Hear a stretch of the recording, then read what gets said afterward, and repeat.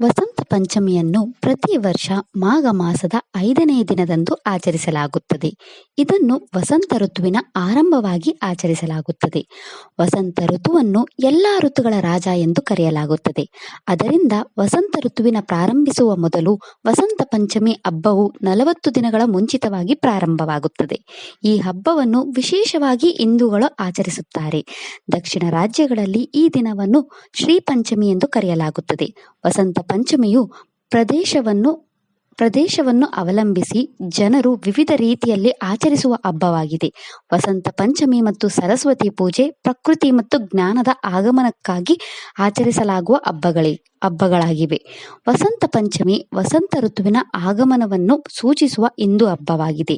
ವಸಂತ ಪಂಚಮಿಯು ಬುದ್ಧಿವಂತಿಕೆ, ಕಲಿಕೆ ಮತ್ತು ಕಲೆಗಳ ದೇವತೆಯಾದ ಸರಸ್ವತಿ ದೇವಿಗೆ ಸಮರ್ಪಿತವಾಗಿದೆ. ವಸಂತ ಪಂಚಮಿಯನ್ನು ಭಾರತ, ನೇಪಾಳ ಮತ್ತು ಇತರ ದಕ್ಷಿಣ ಏಷ್ಯಾದ ದೇಶಗಳಲ್ಲಿ ಆಚರಿಸಲಾಗುತ್ತದೆ. ವಸಂತ ಪಂಚಮಿಯು ಸರಸ್ವತಿ ದೇವಿಗೆ ಸಂಬಂಧಿಸಿದ ಆಚರಣೆಗಳು, ಪ್ರಾರ್ಥನೆಗಳು ಮತ್ತು ಸಾಂಸ್ಕೃತಿಕ ಚಟುವಟಿಕೆಗಳನ್ನು ಒಳಗೊಂಡಿರುವ ಒಂದು ಆಚರಣೆಯಾಗಿದೆ. ಈ ವಸಂತ ಪಂಚಮಿ ದಿನವು ಮಕ್ಕಳಿಗೆ ವಿಶೇಷವಾಗಿ ಮಹತ್ವದಾಗಿದೆ, ಏಕೆಂದರೆ ಅನೇಕ ಕುಟುಂಬಗಳು ತಮ್ಮ ಮಕ್ಕಳ ಕಲಿಕೆಯ ಪ್ರಯಾಣವನ್ನು ಪ್ರಾರಂಭಿಸಲು ವಿದ್ಯಾರಂಭ ಅಥವಾ ಅಕ್ಷರಾಭ್ಯಾಸದಂತಹ ಆಚರಣೆಗಳನ್ನು ಮಾಡುತ್ತಾರೆ. ಸರಸ್ವತಿ ದೇವಿಯು ಬುದ್ಧಿ ಮತ್ತು ಕಲಿಕೆಯ ದೇವತೆ. ಅವಳು 4 ಕೈಗಳನ್ನು ಹೊಂದಿದ್ದಾಳೆ. ಅದು ಅಹಂಕಾರ, ಬುದ್ಧಿಶಕ್ತಿ, ಜಾಗರೂಕತೆ ಮತ್ತು ಮನಸ್ಸನ್ನು ಸಂಕೇತಿಸುತ್ತದೆ. ಅವಳು ತನ್ನ 2 ಕೈಗಳಲ್ಲಿ ಕಮಲ ಮತ್ತು ಶಾಸ್ತ್ರಗಳನ್ನು ಹಿಡಿದಿದ್ದಾಳೆ ಮತ್ತು ಅವಳು ತನ್ನ ಇತರ 2 ಕೈಗಳಿಂದ ವೀಣೆಯಲ್ಲಿ ಸಂಗೀತವನ್ನು ನುಡಿಸುತ್ತಿದ್ದಾಳೆ. ಅವಳು ಬಿಳಿ ಹಂಸದ ಮೇಲೆ ಸವಾರಿ ಮಾಡುತ್ತಾಳೆ. ಅವಳ ಬಿಳಿ ಉಡುಗೆ ಶುದ್ಧತೆಯ ಸಂಕೇತವಾಗಿದೆ. ಅವಳ ಹಂಸವು ಜನರು ಒಳ್ಳೆಯದನ್ನು, ಕೆಟ್ಟದನ್ನು ಗ್ರಹಿಸುವ ಸಾಮರ್ಥ್ಯವನ್ನು ಹೊಂದಿರಬೇಕು ಎಂದು ಸೂಚಿಸುತ್ತದೆ. ಕಮಲದ ಮೇಲೆ ಕುಳಿತಿರುವ ಸರಸ್ವತಿ ದೇವಿಯು ಅವಳ ಬುದ್ಧಿವಂತಿಕೆಯನ್ನು ಸಂಕೇತಿಸುತ್ತದೆ. ಅವಳು ಸತ್ಯದ ಅನುಭವವನ್ನು ಚೆನ್ನಾಗಿ ತಿಳಿದಿದ್ದಾಳೆ. ಸರಸ್ವತಿ ದೇವಿಯು ನವಿಲಿನ ಮೇಲೆ ಕುಳಿತಿರುವುದನ್ನು ನೋಡಿದಾಗ ಬುದ್ಧಿವಂತಿಕೆಯಿಂದ ಬಲವಾದ ಅಹಂಕಾರವನ್ನು ತಡೆದು ಹಾಕಬಹುದು ಎಂದು ನೆನಪಿಸುತ್ತದೆ. ವಸಂತ ಪಂಚಮಿ ಹಿಂದೂ ಸಂಸ್ಕೃತಿಯಲ್ಲಿ ಮಹತ್ವದ ಸ್ಥಾನವನ್ನು ಗುರುತಿಸುತ್ತದೆ, ಏಕೆಂದರೆ ಭಾರತದಲ್ಲಿ ಅನೇಕ ಜನರು ಇದನ್ನು ಜ್ಞಾನದ ದೇವತೆಯಾದ ಸರಸ್ವತಿ ದೇವಿಯ ಗೌರವಾನ್ವಿತವಾಗಿ ಆಚರಿಸುತ್ತಾರೆ ಮತ್ತು ಇದನ್ನು ಕಲಾವಿದರು, ಬುದ್ಧಿಜೀವಿಗಳು ಮತ್ತು ವಿದ್ಯಾರ್ಥಿಗಳು ಆಚರಿಸುತ್ತಾರೆ. ವಿಶೇಷವಾಗಿ ಶಿಕ್ಷಣ ಮತ್ತು ಕಲಿಕೆಗೆ ಸಂಬಂಧಿಸಿದ ಹೊಸ ಉದ್ಯಮಗಳನ್ನು ಪ್ರಾರಂಭಿಸಲು ಈ ಹಬ್ಬವನ್ನು ಅತ್ಯಂತ ಮಂಗಳಕರವೆಂದು ಪರಿಗಣಿಸಲಾಗಿದೆ. ಈ ದಿನ ಸರಸ್ವತಿ ದೇವಿಯನ್ನು ಜ್ಞಾನ, ಸೃಜನಶೀಲತೆ ಮತ್ತು ಬುದ್ಧಿವಂತಿಕೆಗಾಗಿ ಆಶೀರ್ವಾದ ಪಡೆಯಲು ಪೂಜಿಸಲಾಗುತ್ತದೆ. ಅವಳನ್ನು ಆರಾಧಿಸುವುದರಿಂದ ಅಜ್ಞಾನ ಮತ್ತು ಆಲಸ್ಯವನ್ನು ತೊಡೆದುಹಾಕಲು ಸಹಾಯ ಮಾಡುತ್ತದೆ ಎಂದು ನಂಬಲಾಗಿದೆ. ದಿನದ ಹಿಂದೂ ವಿಭಾಗದ ಪ್ರಕಾರ ವಸಂತ ಪಂಚಮಿಯಂದು ಸರಸ್ವತಿ ದೇವಿಯನ್ನು ಮಧ್ಯಾಹ್ನದ ಮೊದಲು ಪೂಜಿಸಲಾಗುತ್ತದೆ. ಶ್ವೇತವರ್ಣವು ಸರಸ್ವತಿ ದೇವಿಯ ಅಚ್ಚುಮೆಚ್ಚಿನ ಬಣ್ಣವೆಂದು ನಂಬಿರುವ ಭಕ್ತರು ಸರಸ್ವತಿ ದೇವಿಯ ವಿಗ್ರಹವನ್ನು ಬಿಳಿ ಬಟ್ಟೆ ಮತ್ತು ಹೂವುಗಳಿಂದ ಅಲಂಕರಿಸುತ್ತಾರೆ. ಸಾಮಾನ್ಯವಾಗಿ ಹಾಲು ಮತ್ತು ಬಿಳಿ ಎಳ್ಳಿನಿಂದ ಮಾಡಿದ ಸಿಹಿ ತಿಂಡಿಗಳನ್ನು ಸರಸ್ವತಿ ದೇವಿಗೆ ಅರ್ಪಿಸಲಾಗುತ್ತದೆ ಮತ್ತು ಸ್ನೇಹಿತರು ಮತ್ತು ಕುಟುಂಬ ಸದಸ್ಯರಿಗೆ ಪ್ರಸಾದವಾಗಿ ವಿತರಿಸಲಾಗುತ್ತದೆ. ಉತ್ತರ ಭಾರತದಲ್ಲಿ ವರ್ಷದ ಈ ಸಮಯದಲ್ಲಿ ಅರಳಿದ ಸಾಸುವೆ ಹೂವುಗಳು ಮತ್ತು ಚೆಂಡು ಹೂವುಗಳು ಹೇರಳವಾಗಿರುವ ಕಾರಣ ವಸಂತ ಪಂಚಮಿಯ ಶುಭ ದಿನದಂದು ಸರಸ್ವತಿ ದೇವಿಗೆ ಹಳದಿ ಹೂವುಗಳನ್ನು ಅರ್ಪಿಸಲಾಗುತ್ತದೆ. ವಸಂತ ಪಂಚಮಿಯ ದಿನದಂದು ಸರಸ್ವತಿ ದೇವಿಯ ಜೊತೆಗೆ ಶ್ರೀ ಗಣೇಶ ಮತ್ತು ದೇವಿ ಲಕ್ಷ್ಮಿಯನ್ನು ಸಹ ಪೂಜಿಸಲಾಗುತ್ತದೆ. ಸರಸ್ವತಿ ದೇವಿಯು ನಮಗೆ ಜ್ಞಾನವನ್ನು ನೀಡುತ್ತಾಳೆ. ದೇವಿ ಲಕ್ಷ್ಮಿ ನಮಗೆ ಸಂಪತ್ತನ್ನು ನೀಡುತ್ತಾಳೆ. ಹಿಂದೂ ಪುರಾಣಗಳಲ್ಲಿ ಗಣೇಶ, ಸರಸ್ವತಿ ಮತ್ತು ಲಕ್ಷ್ಮೀ ದೇವತೆಗಳು ಸಾಮರಸ್ಯದ ಜೀವನ, ಸಂಪತ್ತು, ಜ್ಞಾನ ಮತ್ತು ಬುದ್ಧಿವಂತಿಕೆಯನ್ನು ಸಂಕೇತಿಸುತ್ತಾರೆ. ಗಣೇಶನು ಅಡೆತಡೆಗಳನ್ನು ನಿವಾರಿಸುವ ಮತ್ತು ಜ್ಞಾನವನ್ನು ನೀಡುವ ದೇವರು. ಸರಸ್ವತಿ ದೇವಿಯು ಕಲಿಕೆ, ಬುದ್ಧಿವಂತಿಕೆ ಮತ್ತು ಜ್ಞಾನದ ದೇವತೆ ಮತ್ತು ಲಕ್ಷ್ಮೀ ದೇವಿಯು ಸಂಪತ್ತು, ಅದೃಷ್ಟ ಮತ್ತು ಸಮೃದ್ಧಿಯ ದೇವತೆ. ಈ 3 ದೇವತೆಗಳು ನಮಗೆ ಭೌತಿಕ ಮತ್ತು ಆಧ್ಯಾತ್ಮಿಕ ಸಮೃದ್ಧಿಯನ್ನು ಅನುಗ್ರಹಿಸುತ್ತಾರೆ ಎಂದು ಹೇಳಲಾಗುತ್ತದೆ. ಈ 3 ದೇವತೆಗಳನ್ನು ಒಟ್ಟಿಗೆ ಪೂಜಿಸುವುದರಿಂದ ನಮಗೆ ಸಂತೋಷ, ಸಂಪತ್ತು ಮತ್ತು ಬುದ್ಧಿವಂತಿಕೆ ದೊರೆಯುತ್ತದೆ ಎಂದು ಜನರು ನಂಬುತ್ತಾರೆ. ಭಗವಾನ್ ಗಣೇಶನು ಬುದ್ಧಿವಂತಿಕೆಯ ಅಧಿಪತಿ, ದೇವಿ ಲಕ್ಷ್ಮಿ ಸಂಪತ್ತಿನ ದೇವತೆ ಮತ್ತು ದೇವಿ ಸರಸ್ವತಿ ಕೌಶಲ್ಯ ಮತ್ತು ಜ್ಞಾನದ ದೇವತೆ. ಲಕ್ಷ್ಮೀ ದೇವಿಯು ತನ್ನ ಸ್ವಭಾವದಿಂದ ಚಂಚಲಳಾಗಿದ್ದಾಳೆ ಮತ್ತು ಅವಳು ಗಣೇಶನಿಲ್ಲದೆ ಉಳಿಯುವುದಿಲ್ಲ. ಅಂದರೆ ಹಣವು ಬುದ್ಧಿವಂತಿಕೆ ಇಲ್ಲದೆ ಉಳಿಯುವುದಿಲ್ಲ ಮತ್ತು ಸರಸ್ವತಿ ಇಲ್ಲದೆ ಗಣಪತಿ ಎಂದಿಗೂ ಉಳಿಯುವುದಿಲ್ಲ. ಅಂದರೆ ಬುದ್ಧಿವಂತಿಕೆಯು ಎಂದಿಗೂ ಜ್ಞಾನವಿಲ್ಲದೆ ಉಳಿಯುವುದಿಲ್ಲ. ಅದರಿಂದ ನಮ್ಮ ಜ್ಞಾನ, ಬುದ್ಧಿವಂತಿಕೆ ಮತ್ತು ನಮ್ಮ ಸಂಪತ್ತನ್ನು ಸಮತೋಲನಗೊಳಿಸಲು ನಾವು ಎಲ್ಲಾ 3 ದೇವತೆಗಳನ್ನು ಒಟ್ಟಿಗೆ ಪೂಜಿಸಬೇಕು. ಈ ದಿನ ಜನರು ಹಳದಿ ಬಟ್ಟೆಗಳನ್ನು ಧರಿಸುತ್ತಾರೆ ಮತ್ತು ಸರಸ್ವತಿ ದೇವಿಯನ್ನು ಪೂಜಿಸುತ್ತಾರೆ. ಭಾರತದ ಕೆಲವು ಪ್ರದೇಶಗಳಲ್ಲಿ ಜನರು ಗಾಳಿಪಟಗಳನ್ನು ಹಾರಿಸುತ್ತಾರೆ ಮತ್ತು ಸಾಂಪ್ರದಾಯಿಕ ಸಿಹಿ ತಿಂಡಿಗಳನ್ನು ವಿತರಿಸುತ್ತಾರೆ. ಮದುವೆಗಳು, ಶಿಕ್ಷಣ ಮತ್ತು ವ್ಯಾಪಾರ ಉದ್ಯಮಗಳು ಸೇರಿದಂತೆ ಹೊಸ ಆರಂಭಗಳಿಗೆ ಈ ಹಬ್ಬವನ್ನು ಮಂಗಳಕರವೆಂದು ಪರಿಗಣಿಸಲಾಗುತ್ತದೆ. ವಸಂತ ಪಂಚಮಿಯು ವಸಂತ ಕಾಲದ ಆಗಮನ, ಸುಗ್ಗಿಯ ಕಾಲವನ್ನು ಸಂಕೇತಿಸುತ್ತದೆ. ವಸಂತ ಪಂಚಮಿ ಹಬ್ಬವು ಆಹ್ಲಾದಕರ ಹವಾಮಾನ ಮತ್ತು ಹೂ ಬಿಡುವ ಸಾಸಿವೆ ಹೊಲಗಳನ್ನು ಸ್ವಾಗತಿಸುತ್ತವೆ. ಹೊಸ ಬೆಳೆ ಆಗಮನವನ್ನು ರೈತರು ಸಂಭ್ರಮಿಸುತ್ತಾರೆ. 40 ದಿನಗಳ ನಂತರ ನಡೆಯುವ ಹೋಲಿ ಹಬ್ಬದ ತಯಾರಿಯ ಪ್ರಾರಂಭವನ್ನು ವಸಂತ ಪಂಚಮಿ ಸೂಚಿಸುತ್ತದೆ.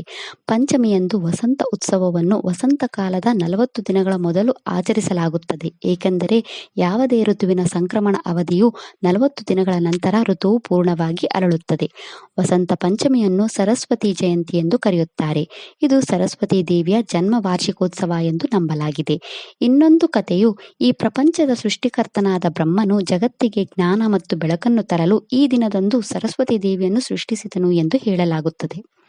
ವಸಂತ ಪಂಚಮಿಯನ್ನು ಸರಸ್ವತಿ ದೇವಿಯ ಗೌರವಾರ್ಥವಾಗಿ ಆಚರಿಸಲಾಗುತ್ತದೆ. ಬುದ್ಧಿವಂತಿಕೆ, ಜ್ಞಾನ, ಸಂಗೀತ ಮತ್ತು ಕಲೆಗಳ ಹಿಂದೂ ದೇವತೆಯಾಗಿದ್ದು, ಇದು ವಿದ್ಯಾರ್ಥಿಗಳಿಗೆ, ಕಲಾವಿದರಿಗೆ ಮತ್ತು ವಿದ್ವಾಂಸರಿಗೆ ಮಂಗಳಕರ ದಿನವಾಗಿದೆ. ಬುದ್ಧಿವಂತಿಕೆ ಮತ್ತು ಸೃಜನಶೀಲತೆಗಾಗಿ ಆಕೆಯ ಆಶೀರ್ವಾದವನ್ನು ಬಯಸುತ್ತಾರೆ. ಜನರು ಬುದ್ಧಿವಂತಿಕೆ, ಶಿಕ್ಷಣ ಮತ್ತು ಯಶಸ್ಸಿಗಾಗಿ ದೇವಿ ಸರಸ್ವತಿಯನ್ನು ಪ್ರಾರ್ಥಿಸುತ್ತಾರೆ. ಜನರು ಸರಸ್ವತಿ ದೇವಿಯ ಮುಂದೆ ಪುಸ್ತಕಗಳು, ಪೆನ್ನುಗಳು, ಸಂಗೀತ ವಾದ್ಯಗಳನ್ನು ಮತ್ತು ಹಳದಿ ಹೂವುಗಳನ್ನು ಇಡುತ್ತಾರೆ. ವಸಂತ ಪಂಚಮಿಯಂದು ಬಟ್ಟೆ, ಆಹಾರ, ಪುಸ್ತಕಗಳು, ಹೂವುಗಳು ಮತ್ತು ಸಿಹಿ ತಿಂಡಿಗಳನ್ನು ದಾನ ಮಾಡುವುದು ಮಂಗಳಕರ ಎಂದು ಪರಿಗಣಿಸಲಾಗುತ್ತದೆ. ವಿಶೇಷವಾಗಿ ಬಡ ಮಕ್ಕಳಿಗೆ ಪುಸ್ತಕಗಳನ್ನು, ಪೆನ್ನುಗಳನ್ನು ಮತ್ತು ಯಾವುದೇ ಅಧ್ಯಯನ ಸಾಮಗ್ರಿಗಳನ್ನು ದಾನ ಮಾಡುವುದು ದೇವಿ ಸರಸ್ವತಿಯನ್ನು ಮೆಚ್ಚಿಸುತ್ತದೆ. ಈ ದಿನದಂದು ಭಕ್ತರು ಸರಸ್ವತಿ ವಂದನೆಯಂತಹ ಸರಸ್ವತಿ ಮಂತ್ರಗಳನ್ನು ಪಠಿಸುತ್ತಾರೆ ಮತ್ತು ಬುದ್ಧಿವಂತಿಕೆ ಮತ್ತು ಯಶಸ್ಸಿಗೆ ಅವಳ ಆಶೀರ್ವಾದವನ್ನು ಕೋರುತ್ತಾರೆ. ಶಾಲೆಗಳಲ್ಲಿ ಸರಸ್ವತಿ ಪೂಜೆಯನ್ನು ಆಯೋಜಿಸಲಾಗುತ್ತದೆ ಮತ್ತು ಸಾಂಸ್ಕೃತಿಕ ಕಾರ್ಯಕ್ರಮಗಳಲ್ಲಿ ಭಾಗವಹಿಸಲು ವಿದ್ಯಾರ್ಥಿಗಳನ್ನು ಪ್ರೋತ್ಸಾಹಿಸುತ್ತಾರೆ. ಈ ದಿನ ಸರಸ್ವತಿ ದೇವಿಗೆ ಸಮರ್ಪಿತವಾದ ದೇವಾಲಯಗಳನ್ನು ಅಲಂಕರಿಸಲಾಗುತ್ತದೆ ಮತ್ತು ಸರಸ್ವತಿ ದೇವಿಯ ವಿಗ್ರಹಕ್ಕೆ ವಿಶೇಷ ಪೂಜೆ ಮತ್ತು ಪ್ರಾರ್ಥನೆಗಳನ್ನು ಅರ್ಪಿಸಲಾಗುತ್ತದೆ. ಪಶ್ಚಿಮ ಬಂಗಾಳದಲ್ಲಿ ಭವ್ಯವಾದ ಸರಸ್ವತಿ ಪೂಜೆಯನ್ನು ಮನೆಗಳು, ಶಾಲೆಗಳು ಮತ್ತು ದೇವಾಲಯಗಳಲ್ಲಿ ನಡೆಸಲಾಗುತ್ತದೆ. ಸರಸ್ವತಿ ಪೂಜೆಗಾಗಿ ಕಮಲ, ಚೆಂಡು, ಮಲ್ಲಿಗೆ ಅಥವಾ ಗುಲಾಬಿಯಂತಹ ಬಿಳಿ ಮತ್ತು ಹಳದಿ ಹೂವುಗಳನ್ನು ಸಾಂಪ್ರದಾಯಿಕವಾಗಿ ಸರಸ್ವತಿ ದೇವಿಗೆ ಅರ್ಪಿಸಲಾಗುತ್ತದೆ. ಈ ದಿನ ಭಕ್ತರು ಸರಸ್ವತಿ ಗಾಯತ್ರಿ ಮಂತ್ರ, ಸರಸ್ವತಿ ಅಷ್ಟೋತ್ತರ, ಸರಸ್ವತಿ ಸಹಸ್ರನಾಮ ಅಥವಾ ಇತರ ನಿರ್ದಿಷ್ಟ ಪ್ರಾರ್ಥನೆಗಳಂತಹ ಸರಸ್ವತಿ ದೇವಿಯ ಪವಿತ್ರ ಮಂತ್ರಗಳನ್ನು ಪಠಿಸುತ್ತಾರೆ. ಈ ಪಠಣಗಳ ಕಂಪನಗಳು ಸರಸ್ವತಿ ದೇವಿಯ ಬುದ್ಧಿವಂತಿಕೆ ಮತ್ತು ಸೃಜನಶೀಲತೆಯ ಆಶೀರ್ವಾದವನ್ನು ಆಹ್ವಾನಿಸುತ್ತದೆ. ದೇವಿ ಸರಸ್ವತಿ ವೇದಿಕ ಸಂಪ್ರದಾಯದ ಪ್ರಮುಖ ದೇವತೆಗಳಲ್ಲಿ ಒಬ್ಬಳು. ಅವಳು ಯಾವಾಗಲೂ ಹಿಂದೂ ಧರ್ಮದಲ್ಲಿ ತನ್ನ ಮಹತ್ವವನ್ನು ಉಳಿಸಿಕೊಂಡಿದ್ದಾಳೆ. ಆರಂಭಿಕ ಹಿಂದೂ ಸಂಪ್ರದಾಯದಲ್ಲಿ ಅವಳನ್ನು ಸರಸ್ವತಿ ನದಿಯ ದೇವತೆ ಎಂದು ಪೂಜಿಸಲಾಗುತ್ತಿತ್ತು. ಅವಳು ನದಿಗಳ ಮೊದಲ ದೇವತೆ ಎಂದು ನಂಬಲಾಗಿದೆ. ನಂತರದ ವೇದಿಕ ಸಾಹಿತ್ಯದಲ್ಲಿ, ವಿಶೇಷವಾಗಿ ಬ್ರಾಹ್ಮಣಗಳಲ್ಲಿ, ದೇವಿ ಸರಸ್ವತಿಯನ್ನು ವಾಕ್ಸಿದ್ಧಿಯ ವೇದಿಕ ದೇವತೆ ಎಂದು ಗುರುತಿಸಲಾಗಿದೆ. ದೇವಿ ಸರಸ್ವತಿಯು ಫಲವತ್ತತೆಯನ್ನು ಶುದ್ಧೀಕರಿಸುವ ಮತ್ತು ಪೋಷಿಸುವ ದ್ವಂದ್ವ ಸಾಮರ್ಥ್ಯಗಳಿಗಾಗಿ ಪೂಜಿಸಲ್ಪಡುತ್ತಾಳೆ. ಕಾಲಾಂತರದಲ್ಲಿ ನದಿಯೊಂದಿಗಿನ ಅವಳ ಸಂಪರ್ಕವು ಕಡಿಮೆಯಾಯಿತು, ಆದರೆ ಮಾತು, ಕವಿತೆ, ಸಂಗೀತ ಮತ್ತು ಸಂಸ್ಕೃತಿಯೊಂದಿಗೆ ಅವಳ ಸಂಬಂಧವು ಹೆಚ್ಚು ಪ್ರಾಮುಖ್ಯತೆಯನ್ನು ಪಡೆಯಿತು. ಶಾಸ್ತ್ರೀಯ ಮತ್ತು ಮಧ್ಯಕಾಲೀನ ಹಿಂದೂ ಧರ್ಮದಲ್ಲಿ ಸರಸ್ವತಿಯನ್ನು ಪ್ರಾಥಮಿಕವಾಗಿ ಕಲಿಕೆ, ಕಲೆ ಮತ್ತು ಕಾವ್ಯದ ಸ್ಫೂರ್ತಿಯ ದೇವತೆಯಾಗಿ ಮತ್ತು ಸಂಸ್ಕೃತ ಭಾಷೆಯ ದೇವತೆಯಾಗಿ ಗುರುತಿಸಲಾಗಿದೆ. ಅವಳು ಸೃಷ್ಟಿಕರ್ತ ಬ್ರಹ್ಮನೊಂದಿಗೆ ಸಂಬಂಧ ಹೊಂದಿದ್ದಾಳೆ. ಬ್ರಹ್ಮನು ಅವಳ ಸಂಗಾತಿ ಅಥವಾ ಸೃಷ್ಟಿಕರ್ತ ಎಂದು ಹೇಳಲಾಗುತ್ತದೆ. ದೇವಿ ಸರಸ್ವತಿ ಭಗವಾನ್ ಬ್ರಹ್ಮನ ಸೃಜನಶೀಲ ಶಕ್ತಿಯನ್ನು ಪ್ರತಿನಿಧಿಸುತ್ತಾಳೆ. ಅವಳು ವಾಸ್ತವಕ್ಕೆ ವಿಶಿಷ್ಟವಾದ ಮತ್ತು ಮಾನವ ಗುಣವನ್ನು ನೀಡುತ್ತಾಳೆ. ಅವಳು ಸ್ಪಷ್ಟತೆ ಮತ್ತು ಬೌದ್ಧಿಕ ಕ್ರಮದಿಂದ ನಿರೂಪಿಸಲ್ಪಟ್ಟ ವಾಸ್ತವವಾದ ಆಯಾಮದೊಂದಿಗೆ ಸಂಬಂಧ ಹೊಂದಿದ್ದಾಳೆ. ಸರಸ್ವತಿ ಪೂಜೆಯ ಸಮಯದಲ್ಲಿ ಸರಸ್ವತಿ ದೇವಿಗೆ ಪ್ರಾಚೀನ ಬಿಳಿ ಹೂವುಗಳ ಮಾಲೆಯನ್ನು ಅರ್ಪಿಸಲಾಗುತ್ತದೆ. ನಿರ್ದಿಷ್ಟವಾಗಿ ಬಿಳಿ ಮಲ್ಲಿಗೆಯನ್ನು ಶುದ್ಧತೆಯ ಸಂಕೇತವಾಗಿ ನೋಡಲಾಗುತ್ತದೆ ಮತ್ತು ಸರಸ್ವತಿ ಪೂಜೆಯ ಸಮಯದಲ್ಲಿ ಅರ್ಪಿಸಲು ಮಂಗಳಕರವೆಂದು ಪರಿಗಣಿಸಲಾಗಿದೆ, ಏಕೆಂದರೆ ಅವು ದೇವಿಯ ಪ್ರಶಾಂತ ಮತ್ತು ದೈವಿಕ ಸಾರವನ್ನು ಸಾಕಾರಗೊಳಿಸುತ್ತವೆ ಎಂದು ಭಾವಿಸಲಾಗಿದೆ. ವಸಂತ ಪಂಚಮಿಯು ಮಗುವಿನ ಶಿಕ್ಷಣದ ಪ್ರಯಾಣದ ಪವಿತ್ರ ಆರಂಭವೆಂದು ಪರಿಗಣಿಸಲಾಗಿದೆ. ಜನರು ಈ ದಿನ ಅಕ್ಷರ ಅಭ್ಯಾಸ ಪೂಜೆಯನ್ನು ಮಾಡುತ್ತಾರೆ. ಈ ದಿನದಂದು ಸರಸ್ವತಿ ದೇವಿಯು ಹಳದಿ ಬಣ್ಣದ ಸೀರೆಯನ್ನು ಧರಿಸುತ್ತಾಳೆ. ಅವಳು ಒಂದು ಮೂಲೆಯಲ್ಲಿ ಪುಸ್ತಕಗಳೊಂದಿಗೆ ವೀಣೆಯನ್ನು ಹಿಡಿದುಕೊಂಡು ಉಯ್ಯಾಲೆಯ ಮೇಲೆ ಕುಳಿತಿದ್ದಾಳೆ. ಸರಸ್ವತಿ ದೇವಿಯು ಜ್ಞಾನ, ಭಾಷೆ, ಸಂಗೀತ ಮತ್ತು ಎಲ್ಲಾ ಕಲೆಗಳ ದೇವತೆಯಾಗಿದ್ದಾಳೆ. ಹಿಂದೂ ನಂಬಿಕೆಗಳ ಪ್ರಕಾರ ಸರಸ್ವತಿ ದೇವಿಯು ಕಲಿಕೆ, ಸಂಗೀತ ಮತ್ತು ಕಲೆಯ ದೇವತೆ. ಈ ದಿನದಂದು ಅವಳು ಜನಿಸಿದಳು ಎಂದು ನಂಬಲಾಗಿದೆ. ಹೀಗೆ ದೇವಿಯಿಂದ ಅವಳ ಬುದ್ಧಿವಂತಿಕೆ ಮತ್ತು ಕಲೆಯನ್ನು ಸಾಧಿಸಲು ವಸಂತ ಪಂಚಮಿಯಂದು ಸರಸ್ವತಿ ಪೂಜೆ ಆಚರಿಸುತ್ತಾರೆ. ಈ ದಿನ ಜನರು ಹೊಸ ಕೆಲಸವನ್ನು ಪ್ರಾರಂಭಿಸಲು, ಸಂಗೀತ ತರಗತಿಯನ್ನು ಪ್ರಾರಂಭಿಸಲು ಅಥವಾ ಈ ದಿನ ಹೊಸದನ್ನು ಪ್ರಾರಂಭಿಸಲು ಬಹಳ ಮಂಗಳಕರವಾಗಿದೆ. ವಿದ್ಯಾರ್ಥಿಗಳು ಬಳಸುವ ಮೊದಲ ಪೆನ್ನುಗಳು, ನೋಟ್ಬುಕ್ಗಳು ಸರಸ್ವತಿ ದೇವಿಯ ಪಾದದ ಬಳಿ ಇರಿಸಲಾಗುತ್ತದೆ. ವ್ಯಾಪಾರಸ್ಥರು ತಮ್ಮ ಖಾತೆ ಪುಸ್ತಕಗಳನ್ನು ದೇವಿ ಸರಸ್ವತಿಯ ಪಾದದಲ್ಲಿ ಇರಿಸಲಾಗುತ್ತದೆ ಮತ್ತು ವ್ಯಾಪಾರದಲ್ಲಿ ಉತ್ತಮ ಲಾಭಕ್ಕಾಗಿ ದೇವಿ ಸರಸ್ವತಿಯನ್ನು ಪೂಜಿಸುತ್ತಾರೆ. ಅನೇಕ ಕುಟುಂಬಗಳು ಶಿಶುಗಳು ಮತ್ತು ಚಿಕ್ಕ ಮಕ್ಕಳೊಂದಿಗೆ ಕುಳಿತು ತಮ್ಮ ಮೊದಲ ಪದಗಳನ್ನು ತಮ್ಮ ಬೆರಳುಗಳಿಂದ ಬರೆಯಲು ಪ್ರೋತ್ಸಾಹಿಸುವ ಮೂಲಕ ಈ ದಿನವನ್ನು ಗುರುತಿಸುತ್ತಾರೆ ಮತ್ತು ಕೆಲವರು ಒಟ್ಟಿಗೆ ಸಂಗೀತವನ್ನು ಅಧ್ಯಯನ ಮಾಡುತ್ತಾರೆ ಅಥವಾ ರಚಿಸುತ್ತಾರೆ. ವಸಂತ ಪಂಚಮಿಯ ಹಿಂದಿನ ದಿನ ಸರಸ್ವತಿ ದೇವಿಯ ದೇವಾಲಯಗಳನ್ನು ಸಂಪೂರ್ಣವಾಗಿ ಅಲಂಕರಿಸಲಾಗುತ್ತದೆ. ದೇವಾಲಯಗಳು ಮತ್ತು ಶಿಕ್ಷಣ ಸಂಸ್ಥೆಗಳಲ್ಲಿ ಸರಸ್ವತಿಯ ಪ್ರತಿಮೆಗಳನ್ನು ಹಳದಿ ಬಣ್ಣದಲ್ಲಿ ಧರಿಸಿ ಪೂಜಿಸಲಾಗುತ್ತದೆ. ಸರಸ್ವತಿಯ ಪ್ರತಿಮೆಗಳನ್ನು ಹಳದಿ ಬಟ್ಟೆಗಳೊಂದಿಗೆ ಧರಿಸಿ ಪೂಜಿಸಲಾಗುತ್ತದೆ. ಅನೇಕ ಶಿಕ್ಷಣ ಸಂಸ್ಥೆಗಳು ದೇವಿಯ ಆಶೀರ್ವಾದವನ್ನು ಪಡೆಯಲು ಬೆಳಿಗ್ಗೆ ವಿಶೇಷ ಪ್ರಾರ್ಥನೆ ಅಥವಾ ಪೂಜೆಗಳನ್ನು ಏರ್ಪಡಿಸುತ್ತಾರೆ. ಸರಸ್ವತಿಯ ಗೌರವಾರ್ಥವಾಗಿ ಕೆಲವು ಸಮುದಾಯಗಳಲ್ಲಿ ಕವಿಗೋಷ್ಠಿಗಳು ಮತ್ತು ಸಂಗೀತ ಸಭೆಗಳು ನಡೆಯುತ್ತವೆ. ವಸಂತ ಪಂಚಮಿಯ ಸಮಯದಲ್ಲಿ ಹಿಂದೂ ದೇವರುಗಳು ವಿವಾಹವಾದರು ಎಂದು ನಂಬಲಾಗಿದೆ. ವಸಂತ ಪಂಚಮಿಯ ಸಮಯದಲ್ಲಿ ಪಾರ್ವತಿ ದೇವಿ ಮತ್ತು ಶಿವನು ಸಹ ವಿವಾಹವಾದರು ಎಂದು ಹೇಳಲಾಗುತ್ತದೆ. ಆದ್ದರಿಂದ ವಸಂತ ಪಂಚಮಿಯನ್ನು ಮಂಗಳಕರವೆಂದು ಗುರುತಿಸಲಾಗುತ್ತದೆ ಮತ್ತು ಮದುವೆಗಳಿಗೆ ಪ್ರಮುಖವೆಂದು ಪರಿಗಣಿಸಲಾಗುತ್ತದೆ. ಪೂರ್ವ ಭಾರತದಲ್ಲಿ, ಪ್ರಾಥಮಿಕವಾಗಿ ಪಶ್ಚಿಮ ಬಂಗಾಳ, ಅಸ್ಸಾಂ, ತ್ರಿಪುರಾ ಮತ್ತು ಬಿಹಾರ್ ರಾಜ್ಯಗಳಲ್ಲಿ, ಹಾಗೆಯೇ ನೇಪಾಳದಲ್ಲಿ ಜನರು ಸರಸ್ವತಿ ದೇವಾಲಯಗಳಿಗೆ ಭೇಟಿ ನೀಡುತ್ತಾರೆ ಮತ್ತು ಸರಸ್ವತಿ ಪೂಜೆಯನ್ನು ಏರ್ಪಡಿಸುವ ಮೂಲಕ ಸರಸ್ವತಿ ದೇವಿಯನ್ನು ಮನೆಯಲ್ಲಿ ಪೂಜಿಸುತ್ತಾರೆ. ಪಶ್ಚಿಮ ಬಂಗಾಳದಲ್ಲಿ ಇದು ಬಂಗಾಳಿ ಹಿಂದೂಗಳಿಗೆ ಪ್ರಮುಖ ಹಬ್ಬಗಳಲ್ಲಿ ಒಂದಾಗಿದೆ ಮತ್ತು ಇದನ್ನು ಅನೇಕ ಬಂಗಾಳಿ ಮನೆಗಳ ಜನರು ಆಚರಿಸುತ್ತಾರೆ. ಹೆಚ್ಚಿನ ಶಾಲೆಗಳು ತಮ್ಮ ಆವರಣದಲ್ಲಿ ತಮ್ಮ ವಿದ್ಯಾರ್ಥಿಗಳಿಗೆ ಸರಸ್ವತಿ ಪೂಜೆಯನ್ನು ಏರ್ಪಡಿಸುತ್ತಾರೆ. ಒರಿಸ್ಸಾದಲ್ಲಿ ವಸಂತ ಪಂಚಮಿ ಹಬ್ಬವನ್ನು ಶ್ರೀ ಪಂಚಮಿ ಎಂದು ಆಚರಿಸಲಾಗುತ್ತದೆ. ಒರಿಸ್ಸಾ ರಾಜ್ಯದಲ್ಲಿ ಹೋಮಗಳು ಮತ್ತು ಯಾಗಗಳನ್ನು ರಾಜ್ಯಾದ್ಯಂತ ಶಾಲೆಗಳು ಮತ್ತು ಕಾಲೇಜುಗಳಲ್ಲಿ ಮಾಡಲಾಗುತ್ತದೆ. ವಿದ್ಯಾರ್ಥಿಗಳು ಸರಸ್ವತಿ ಪೂಜೆಯನ್ನು ಅತ್ಯಂತ ಪ್ರಾಮಾಣಿಕವಾಗಿ ಮತ್ತು ಉತ್ಸಾಹದಿಂದ ಆಚರಿಸುತ್ತಾರೆ. ಸಾಮಾನ್ಯವಾಗಿ 4 ಮತ್ತು 5 ವರ್ಷದ ಮಕ್ಕಳು ಈ ದಿನದಂದು ವಿದ್ಯಾ ಆರಂಭ ಸಮಾರಂಭ ಎಂಬ ವಿಶಿಷ್ಟ ಸಮಾರಂಭದಲ್ಲಿ ಕಲಿಯಲು ಪ್ರಾರಂಭಿಸುತ್ತಾರೆ. ಹಳದಿ ಬಣ್ಣವು ವಸಂತ ಪಂಚಮಿಯ ಸಾಂಕೇತಿಕ ಬಣ್ಣವಾಗಿದೆ, ಏಕೆಂದರೆ ಇದು ಶಕ್ತಿ ಮತ್ತು ಸಮೃದ್ಧಿಯನ್ನು ಪ್ರತಿನಿಧಿಸುತ್ತದೆ. ಈ ಬಣ್ಣವು ವಸಂತ ಋತು, ಸೂರ್ಯನ ಬೆಳಕು ಮತ್ತು ಧನಾತ್ಮಕತೆಗೆ ಸಂಬಂಧಿಸಿದೆ. ಈ ಬಣ್ಣವು ಬುದ್ಧಿವಂತಿಕೆ ಮತ್ತು ಜ್ಞಾನವನ್ನು ಪ್ರತಿನಿಧಿಸುತ್ತದೆ ಮತ್ತು ಇದು ಸರಸ್ವತಿ ದೇವಿಯ ವೇಷಭೂಷಣದ ಬಣ್ಣವಾಗಿದೆ. ಹಳದಿ ಬಣ್ಣವು ಜ್ಞಾನದ ಬಣ್ಣವನ್ನು ಪ್ರತಿನಿಧಿಸುವ ಗುರುಗ್ರಹದೊಂದಿಗೆ ಸಹ ಸಂಬಂಧಿಸಿದೆ. ಈ ವಸಂತ ಪಂಚಮಿ ಸುಗ್ಗಿಯ ಸಮಯದಲ್ಲಿ ಹೊಲಗಳು ಹಳದಿ ಬಣ್ಣದಲ್ಲಿ ಅರಳುವ ಸಾಸಿವೆ ಹೂವುಗಳಿಂದ ಆವೃತವಾಗಿರುತ್ತವೆ. ಜನರು ಹಳದಿ ಬಟ್ಟೆಗಳನ್ನು ಧರಿಸುತ್ತಾರೆ ಮತ್ತು ರವಾ ಕೇಸರಿ, ಹಲ್ವಾ ಮತ್ತು ಬೂಂದಿ ಲಡ್ಡುಗಳಂತಹ ಮುಂತಾದ ಸಾಂಪ್ರದಾಯಿಕ ಹಳದಿ ಬಣ್ಣದ ಸಿಹಿ ತಿಂಡಿಗಳನ್ನು ತಯಾರಿಸುತ್ತಾರೆ. ಪಂಜಾಬ್, ಹರಿಯಾಣ ಮತ್ತು ರಾಜಸ್ಥಾನಗಳಲ್ಲಿ ವಸಂತ ಪಂಚಮಿಯನ್ನು ಗಾಳಿಪಟ ಸ್ಪರ್ಧೆಗಳೊಂದಿಗೆ ಆಚರಿಸಲಾಗುತ್ತದೆ. ಈ ವಸಂತ ಪಂಚಮಿ ದಿನದಂದು ಆಕಾಶವು ವರ್ಣರಂಜಿತ ಗಾಳಿಪಟಗಳಿಂದ ತುಂಬಿರುತ್ತದೆ. ಇದು ಮಕ್ಕಳು ಮತ್ತು ಹಿರಿಯರಿಗೆ ಸಂತೋಷದಾಯಕ ಘಟನೆಯಾಗಿದೆ. ಕೆಲವು ಸ್ಥಳಗಳಲ್ಲಿ ವಸಂತ ಪಂಚಮಿಯು ಹಿಂದೂ ದೇವರಾದ ಕಾಮದೇವ ಮತ್ತು ರತಿದೇವಿಯನ್ನು ಆಚರಿಸುತ್ತದೆ. ಈ ದಿನ ಕೃಷ್ಣನ ಮಗ ಪ್ರದ್ಯುಮ್ನನು ಕಾಮದೇವನಾಗಿ ಮರುಜನ್ಮ ಪಡೆದನೆಂದು ಹೇಳಲಾಗುತ್ತದೆ. ಅದರಿಂದ ವಸಂತ ಪಂಚಮಿಯನ್ನು ಮದನ ಪಂಚಮಿ ಎಂದು ಕರೆಯಲಾಗುತ್ತದೆ.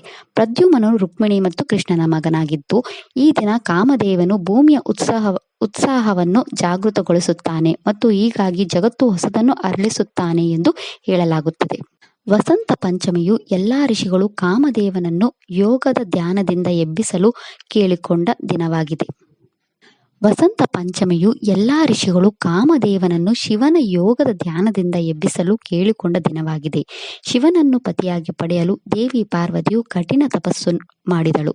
ಭಗವ ಅವಳ ಕಠಿಣ ತಪಸ್ಸನ್ನು ನೋಡಿದ ಋಷಿಗಳು ಭಗವಾನ್ ಬ್ರಹ್ಮನೊಂದಿಗೆ ಎಲ್ಲಾ ಋಷಿಗಳು ಶಿವನನ್ನು ತನ್ನ ಧ್ಯಾನದಿಂದ ಲೌಕಿಕ ಬಯಕೆಗಳಿಗೆ ಮರಳಿ ತರಲು ಕಾಮದೇವನ ಸಹಾಯವನ್ನು ಬಯಸುತ್ತಾರೆ.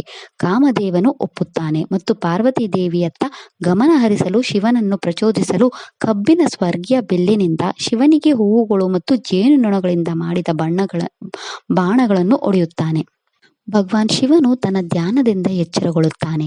ಅವನ ಮೂರನೇ ಕಣ್ಣು ಬೆಂಕಿಯನ್ನು ತೆರೆದಾಗ ಅದು ಕಾಮದೇವನನ್ನು ನಾಶ ಮಾಡಿತು. ಕಾಮದೇವನು ಸುಟ್ಟು ಬೂದಿಯಾದನು. ಯಾವುದೇ ಆಸೆಗಳಿಲ್ಲದೆ ಬ್ರಹ್ಮಾಂಡವನ್ನು ನೋಡಿದ ಭಗವಾನ್ ಶಿವನು ಕಾಮದೇವನ ಚಿತ್ತಭಸ್ಮದಿಂದ ಕಾಮದೇವನ ಹೊಸ ಜೀವವನ್ನು ಮರುಸ್ಥಾಪಿಸುತ್ತಾನೆ. ಇದರ ನಂತರ ಇಡೀ ಬ್ರಹ್ಮಾಂಡವು ವರ್ಣಮಯವಾಯಿತು ಮತ್ತು ಆಸೆಗಳಿಂದ ತುಂಬಿತು. ಈ ಉಪಕ್ರಮವನ್ನು ಹಿಂದೂಗಳು ವಸಂತ ಪಂಚಮಿ ಎಂದು ಆಚರಿಸಿದರು. ವಸಂತ ಪಂಚಮಿಯು ಗುಜರಾತ್ನಲ್ಲಿ ಪ್ರೀತಿ ಮತ್ತು ಭಾವನಾತ್ಮಕ ನಿರೀಕ್ಷೆಯ ಭಾವನೆಗಳೊಂದಿಗೆ ಸಂಬಂಧ ಹೊಂದಿದೆ ಮತ್ತು ಮಾವಿನ ಎಲೆಗಳಿಂದ ಹೂಗೊಂಚುಗಳನ್ನು ಮತ್ತು ಹೂಮಾಲೆಗಳನ್ನು ಉಡುಗೊರೆಯಾಗಿ ಸಿದ್ಧಪಡಿಸುವ ಮೂಲಕ ಆಚರಿಸಲಾಗುತ್ತದೆ. ಜನರು ಕೇಸರಿ, ಗುಲಾಬಿ ಅಥವಾ ಹಳದಿ ಬಣ್ಣದ ಬಟ್ಟೆಗಳನ್ನು ಧರಿಸುತ್ತಾರೆ ಮತ್ತು ಒಬ್ಬರನ್ನೊಬ್ಬರು ಭೇಟಿ ಮಾಡುತ್ತಾರೆ. ಜನರು ಹಿಂದೂ ದೇವ ಕಾಮದೇವನ ಬಗ್ಗೆ ಅವರ ಪತ್ನಿ ರತಿಯೊಂದಿಗೆ ಹಾಡುಗಳನ್ನು ಹಾಡುತ್ತಾರೆ. ಉತ್ತರಾಖಂಡದಲ್ಲಿ ಸರಸ್ವತಿ ಪೂಜೆಯ ಜೊತೆಗೆ ಜನರು ಶಿವಪಾರ್ವತಿಯನ್ನು ಭೂಮಿ ತಾಯಿ ಎಂದು ಪೂಜಿಸುತ್ತಾರೆ ಮತ್ತು ಅವರಿಗೆ ಕೃಷಿಯ ಬೆಳೆಗಳನ್ನು ಅರ್ಪಿಸುತ್ತಾರೆ. ಜನರು ಹಳದಿ ಅಕ್ಕಿಯನ್ನು ತಿನ್ನುತ್ತಾರೆ ಮತ್ತು ಪರಸ್ಪರ ಉಡುಗೊರೆಗಳನ್ನು ವಿನಿಮಯ ಮಾಡಿಕೊಳ್ಳುತ್ತಾರೆ. ವಸಂತ ಪಂಚಮಿ ಆಚರಣೆಗಳನ್ನು ಮಥುರಾ ಮತ್ತು ವೃಂದಾವನದ ದೇವಾಲಯಗಳಲ್ಲಿ ಆಚರಿಸಲಾಗುತ್ತದೆ. ವೃಂದಾವನದಲ್ಲಿ ಹೋಲಿಯನ್ನು 40 ದಿನಗಳ ಕಾಲ ಆಚರಿಸಲಾಗುತ್ತದೆ ಮತ್ತು ವಸಂತ ಪಂಚಮಿಯ ದಿನವು ವೃಂದಾವನ ದೇವಾಲಯಗಳಲ್ಲಿ ಹೋಲಿ ಹಬ್ಬದ ಆರಂಭವನ್ನು ಸೂಚಿಸುತ್ತದೆ. ವಸಂತ ಪಂಚಮಿಯ ದಿನದಂದು ವೃಂದಾವನದ ಹೆಚ್ಚಿನ ದೇವಾಲಯಗಳನ್ನು ಹಳದಿ ಹೂವುಗಳಿಂದ ಅಲಂಕರಿಸಲಾಗುತ್ತದೆ. ವಸಂತ ಕಾಲದ ಆಗಮನವನ್ನು ಗುರುತಿಸಲು ವಿಗ್ರಹಗಳನ್ನು ಹಳದಿ ಉಡುಪುಗಳಿಂದ ಅಲಂಕರಿಸಲಾಗುತ್ತದೆ. ಈ ದಿನದಂದು ವೃಂದಾವನದಲ್ಲಿರುವ ಪ್ರಸಿದ್ಧ ಶಾ ಬಿಹಾರಿ ದೇವಸ್ಥಾನವು ಭಕ್ತರಿಗೆ ವಸಂತ ಕೊಠಡಿಯನ್ನು ತೆರೆಯುತ್ತದೆ. ವೃಂದಾವನದ ಶ್ರೀ ಬಾಕೆ ಬಿಹಾರಿ ದೇವಸ್ಥಾನದಲ್ಲಿ ಪುರೋಹಿತರು ಭಕ್ತರ ಮೇಲೆ ಹೋಲಿ ಎಸೆದು ಹೋಲಿ ಆಚರಣೆಯನ್ನು ಪ್ರಾರಂಭಿಸುತ್ತಾರೆ. ಹೋಲಿಕಾ ದಹನ ಪಂಡಾಲವನ್ನು ತಯಾರಿಸುವವರು ಹೋಲಿಕಾ ದಹನ ಆಚರಣೆಗಳಿಗಾಗಿ ಮುಂದಿನ 41 ದಿನಗಳಲ್ಲಿ ತ್ಯಾಜ್ಯ ಮರ ಮತ್ತು ಒಣಗಿದ ಹಸುವಿನ ಸಗಣಿಯನ್ನು ರಾಶಿ ಹಾಕುವ ಮರದ ಕೋಲನ್ನು ರಂಧ್ರಗಳನ್ನು ಅಗಿದು ಸ್ಥಾಪಿಸುತ್ತಾರೆ. ಪಶ್ಚಿಮ ಬಂಗಾಳದಲ್ಲಿ ವಸಂತ ಪಂಚಮಿಯನ್ನು ಸರಸ್ವತಿ ಪೂಜೆ ಎಂದು ಆಚರಿಸಲಾಗುತ್ತದೆ. ದುರ್ಗಾ ಪೂಜೆಯಂತೆ ಸರಸ್ವತಿ ಪೂಜೆಯನ್ನು ಭಕ್ತಿ ಮತ್ತು ಉತ್ಸಾಹದಿಂದ ಆಚರಿಸಲಾಗುತ್ತದೆ. ವಿಶೇಷವಾಗಿ ವಿದ್ಯಾರ್ಥಿಗಳಿಂದ ಸರಸ್ವತಿ ಪೂಜೆ ನಡೆಯುತ್ತದೆ. ಸಂಪ್ರದಾಯದಂತೆ ವಿದ್ಯಾರ್ಥಿನಿಯರು ಹಳದಿ ಬಸಂತಿ ಸೀರೆಯನ್ನು ಧರಿಸುತ್ತಾರೆ ಮತ್ತು ಹುಡುಗರು ಧೋತಿ ಮತ್ತು ಕುರ್ತವನ್ನು ಧರಿಸುತ್ತಾರೆ. ವಿದ್ಯಾರ್ಥಿಗಳು ಮತ್ತು ಕಲಾವಿದರು ಶಿಕ್ಷಣ ಪುಸ್ತಕಗಳು, ಸಂಗೀತ ಉಪಕರಣಗಳನ್ನು, ಬಣ್ಣ ಕುಂಚಗಳು, ಕ್ಯಾನ್ವಾಸ್ ಶೀಟುಗಳು, ಶಾಯಿ ಮಡಿಕೆಗಳು ವಿಗ್ರಹದ ಮುಂದೆ ಇಟ್ಟು ಸರಸ್ವತಿ ದೇವಿಯ ಜೊತೆಗೆ ಪೂಜಿಸುತ್ತಾರೆ.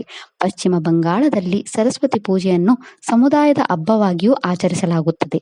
ಜನರು ಒಗ್ಗೂಡಿ ತಮ್ಮ ಪ್ರದೇಶಗಳಲ್ಲಿ ಪಂಡಾಲಗಳನ್ನು ನಿರ್ಮಿಸುತ್ತಾರೆ ಮತ್ತು ಸರಸ್ವತಿ ದೇವಿಯ ವಿಗ್ರಹವನ್ನು ಪ್ರತಿಷ್ಠಾಪಿಸುತ್ತಾರೆ. ಸಾಂಪ್ರದಾಯಿಕವಾಗಿ ಜ್ಞಾನದ ದೇವತೆಯ ಆಶೀರ್ವಾದವನ್ನು ಪಡೆಯಲು ಮತ್ತು ಸಮಾಧಾನ ಪಡಿಸಲು ಗ್ರಾಮೋಫೋನ್ನಲ್ಲಿ ಸಂಗೀತವನ್ನು ನುಡಿಸಲಾಗುತ್ತದೆ. ದೇವಿ ಭಾಗವತ ಪುರಾಣದ ಪ್ರಕಾರ ಶ್ರೀಕೃಷ್ಣನು ಪುರಾಣದಲ್ಲಿ ದೇವಿ ಸರಸ್ವತಿಯ ಗುಣಗಳನ್ನು ವಿವರಿಸುತ್ತಾನೆ. ಪುರಾಣದ ಪ್ರಕಾರ ದೇವಿ ಸರಸ್ವತಿಯನ್ನು ಗೌರವಿಸಲು ಪ್ರತಿ ವರ್ಷ ಮಾಘ ಮಾಸದ 5ನೇ ದಿನದಂದು ಅವಳ ಹೆಸರಿನಲ್ಲಿ ದೊಡ್ಡ ಉತ್ಸವವನ್ನು ಆಚರಿಸಲಾಗುವುದು ಎಂದು ಕೃಷ್ಣ ಘೋಷಿಸಿದನು. ಈ ಹಬ್ಬದ ಸಮಯದಲ್ಲಿ ಮಹಾಪ್ರಳಯದ ಸಮಯದವರೆಗೆ ಭೂಮಿ, ಸ್ವರ್ಗ ಮತ್ತು ಭೂಗತ ಪ್ರಪಂಚದಂತಹ ಎಲ್ಲಾ ಕ್ಷೇತ್ರಗಳಲ್ಲಿ ದೇವಿ ಸರಸ್ವತಿಯನ್ನು ಪೂಜಿಸಲಾಗುತ್ತದೆ. ಈ ಹಬ್ಬವು ಜ್ಞಾನ, ಕಲಿಕೆ ಮತ್ತು ಬುದ್ಧಿವಂತಿಕೆಯನ್ನು ಆಚರಿಸಲು ಉದ್ದೇಶಿಸಲಾಗಿತ್ತು. ಇದು ಅವಳ ಭಕ್ತರು ಹೃದಯಗಳಲ್ಲಿ ದೇವಿ ಸರಸ್ವತಿಯ ಶಾಶ್ವತ ಸ್ಥಾನವನ್ನು ಖಚಿತಪಡಿಸುತ್ತದೆ. ಒಟ್ಟಾರೆ ವಸಂತ ಪಂಚಮಿಯು ಜ್ಞಾನ, ಬುದ್ಧಿವಂತಿಕೆ ಮತ್ತು ವಸಂತ ಕಾಲದ ಆಗಮನದ ಹಬ್ಬವಾಗಿದೆ. ಇದನ್ನು ಭಾರತಾದ್ಯಂತ ಸಂತೋಷ, ಪ್ರಾರ್ಥನೆ ಮತ್ತು ಸಾಂಸ್ಕೃತಿಕ ಚಟುವಟಿಕೆಗಳೊಂದಿಗೆ ಆಚರಿಸಲಾಗುತ್ತದೆ. ಇದು ಸರಸ್ವತಿ ಪೂಜೆ, ಗಾಳಿಪಟ ಹಾರಿಸುವುದು ಅಥವಾ ಸಾಂಪ್ರದಾಯಿಕ ಸಿಹಿ ತಿಂಡಿಗಳನ್ನು ಆನಂದಿಸುವುದು. ಈ ಹಬ್ಬವು ಸಕಾರಾತ್ಮಕತೆ ಮತ್ತು ಹೊಸ ಆರಂಭವನ್ನು ತರುತ್ತದೆ. ವಸಂತ ಪಂಚಮಿ ಹೊಸ ವರ್ಷವನ್ನು ಗುರುತಿಸುತ್ತದೆ. ಇದು ಹೊಸ ಜ್ಞಾನವನ್ನು ಪಡೆಯುವ ಸಂತೋಷವನ್ನು ತರುತ್ತದೆ. ಅದರಿಂದ ಈ ದಿನ ಜ್ಞಾನದ ದೇವತೆಯಾದ ಸರಸ್ವತಿ ದೇವಿಯನ್ನು ಪೂಜಿಸಲಾಗುತ್ತದೆ. ಭಾರತೀಯ ರೈತರು ಇದನ್ನು ತಮ್ಮ ಕೃಷಿ ಋತುವಿನ ಆರಂಭವೆಂದು ಗುರುತಿಸುತ್ತಾರೆ. ಈ ಮಂಗಳಕರ ದಿನದಂದು ತಮ್ಮ ಹೊಲಗಳನ್ನು ಕೊಯ್ಲಿಗೆ ಸಿದ್ಧಪಡಿಸುತ್ತಾರೆ. ಇದಿಷ್ಟು ವಸಂತ ಪಂಚಮಿ ಹಬ್ಬದ ಮಹತ್ವದ ಬಗ್ಗೆ. ಈ ವಿಡಿಯೋ ಇಷ್ಟ ಆದರೆ ಲೈಕ್ ಮಾಡಿ, ಶೇರ್ ಮಾಡಿ ಮತ್ತು ಚಾನೆಲ್ ಸಪೋರ್ಟ್ ಮಾಡೋಕೆ ಸಬ್ಸ್ಕ್ರೈಬ್ ಮಾಡಿ. ಧನ್ಯವಾದಗಳು.